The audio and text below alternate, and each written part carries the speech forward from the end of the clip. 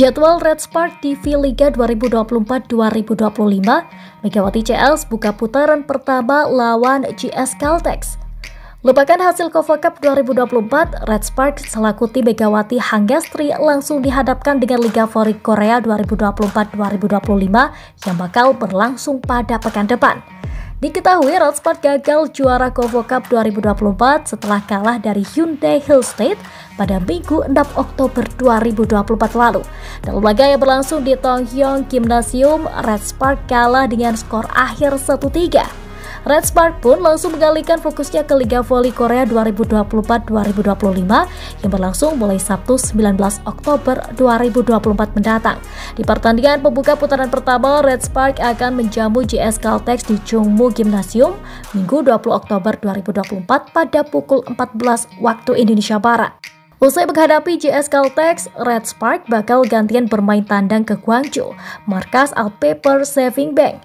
All Paper musim lalu menjadi bulan-bulanan di V-Liga. Mereka finish di peringkat 7 klasemen akhir.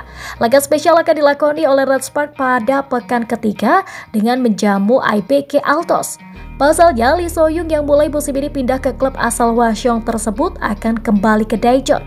Tapi kali ini bertindak sebagai rival dari Megawati Hanggastri dan juga kawan-kawan. Masuk pekan keempat, Red Spark akan menghadapi Express Y High Pass. Kemudian mereka harus melalui dua laga berat pada akhir ronde 1 Liga Voli Korea 2024-2025.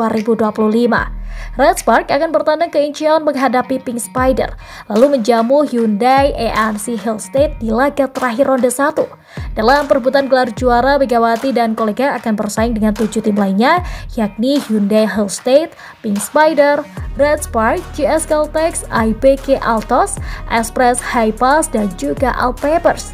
Setiap tim akan melakoni pertandingan dengan total 6 putaran. Dalam satu putaran terdiri dari 6 pertandingan. Jika ditotal, maka setiap tim akan melakoni sebanyak 36 pertandingan dalam satu musim. Tim pemuncak klasemen otomatis langsung menuju ke final, sedangkan tim peringkat 2 dan 3 akan berduel di babak playoff terlebih dahulu.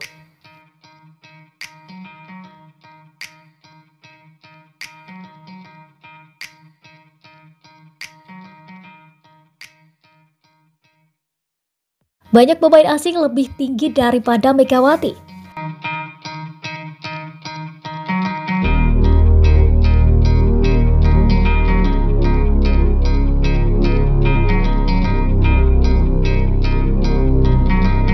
Pemula voli putri Indonesia Megawati Hanggastri Pertiwi akan segera memulai musim keduanya mentas pada Liga Voli Korea.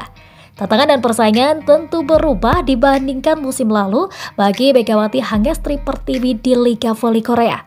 Atlet berusia 25 tahun itu mendapatkan ekspektasi setelah tampil cemerlang pada musim pertamanya bersama dengan Daejeon Jungwon-jang Red Spark. Megawati berkontribusi besar dalam perjalanan Red Spark lolos ke babak playoff setelah penantian selama 7 tahun. Opposite Indonesia itu juga bahkan disebut-sebut sebagai pemain kuartal Asia terbaik pada musim lalu.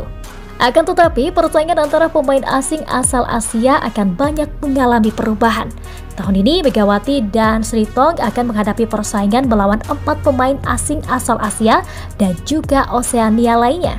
Mereka adalah Shen Xingtong, Hwaseong IPK Altos Cina, dan juga Anislis Fitzy, Incheon Hongguk Live Pink Spider Selandia Baru, dan Stephanie Weyler GS Caltex Seoul Kicks Australia. Kemudian Yuneska Robles Kimchon Korea Express Y High Pass Kazakhstan, dan Zhang Yu Gwangju All Paper Saving Bank Cina. 4 pemain lawan punya tinggi lebih dari 190 cm. Ada Giselle Silva GS Caltex, kemudian Victoria Danshak IPK Altos, Tutku Burku Piki Spider, dan Barbara Depik. Jo Ho-young selaku middle blocker Red Spark menyatakan timnya tidak getar setelah melihat peningkatan tinggi badan pemain asing. Adapun tinggi pemain kota Asia dan asing telah meningkat, kata Jung Ho-young pada acara Media Day dilansir dari bolasport.com dari MK Sport. Tetapi kami tidak gentar, rata-rata tinggi badan kami bagus. Kami akan menjadi ancaman bagi tim-tim lain, ujar pemain dengan tinggi badan 190 cm tersebut.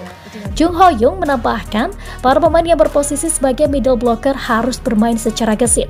Baginya bisa melakukan blok sekaligus serangan quick akan krusial dalam pertandingan.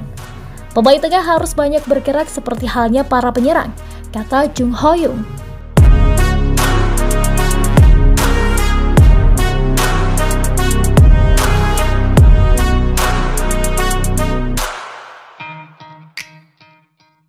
Dukungan dunia untuk Indonesia permalukan Bahrain.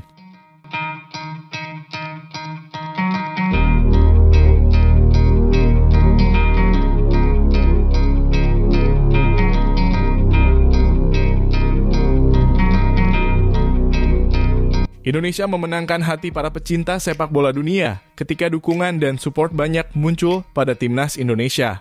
Seperti kita tahu baru ini sepak bola AFC kembali menjadi sorotan. Kali ini hal itu terjadi usai Indonesia dinilai telah dirampok dalam pertandingan menghadapi Bahrain pada 10 Oktober lalu.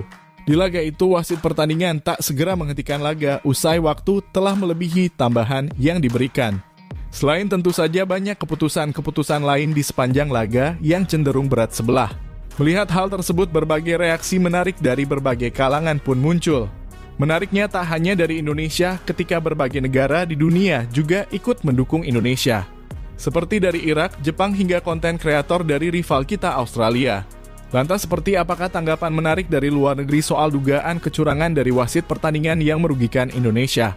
Pertandingan kualifikasi Piala Dunia 2026 di round 3 yang mempertemukan timnas Bahrain dan Indonesia pada 10 Oktober 2024 menyisakan kontroversi yang akan sulit untuk dilupakan.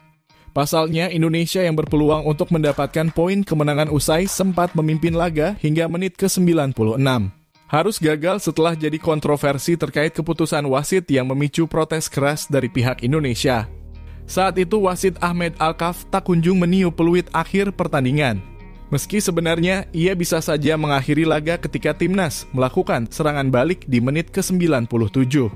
Karena saat itu tambahan waktu hanya 6 menit sebelum akhirnya Bahrain sukses mencetak gol di menit ke-99. Dengan setelahnya barulah wasit di pertandingan tersebut meniupkan tanda pertandingan usai. Pertandingan berakhir imbang 2-2, namun kekecewaan besar jelas dirasakan oleh para pemain, pelatih hingga para penggemar timnas Indonesia. Shin Tae-yong bahkan mengkritik AFC secara terbuka saat mengatakan jika kualitas wasit perlu ditingkatkan jika sepak bola Asia ingin berkembang. Selain soal wasit, banyak keputusan lain yang sebenarnya juga merugikan timnas Indonesia. Seperti bagaimana wasit memberikan foul untuk duel-duel kecil yang membuat pemain Bahrain terjatuh. Sebenarnya seperti kata Koshin, jika kalian menyaksikan laga itu secara penuh, kalian akan melihat jika wasit berat sebelah, dan itu kenapa PSSI langsung mengirimkan surat protes kepada AFC dan FIFA. Dalam laporan VOAI PSSI disebutkan telah secara resmi mengajukan protes kepada FIFA dan AFC terkait kepemimpinan wasit Ahmed Alkaf. PSSI menganggap keputusan wasit sangat merugikan, terutama karena tambahan waktu yang tidak wajar hingga Bahrain mencetak gol penyama kedudukan pada menit ke-99.